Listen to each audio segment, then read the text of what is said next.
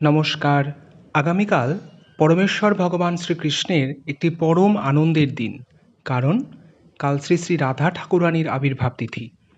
আশা করি আপনারা সকলেই এই ব্রত পালন করবেন। আর যদি কেউ প্রশ্ন করেন কেন এই ব্রত পালন করব বা এই ব্রত পালন করলে আমার কী ফল লাভ হবে, তাহলে শাস্ত্র বলছে যদি কেউ এই ব্রত একবার পালন করেন তাহলে তার কোটি জন্ম অর্জিত ব্রহ্মহত্যাদিজনিত মহাপাপও বিনাশ হয়।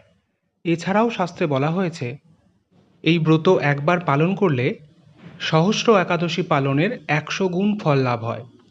এছাড়াও বলা হয়েছে পর্বত সমান সোনা দান করলে যে ফল লাভ হয় তার ১০০ গুণ ফল লাভ হয় রাধাষ্টমী ব্রত পালনে।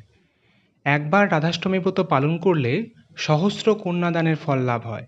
রাধারানী এত কৃপাময়ী, কেউ অবহেলা করে এই ব্রত করলেও তার কোটিকুল সহ বিষ্ণুলোকে নিত্য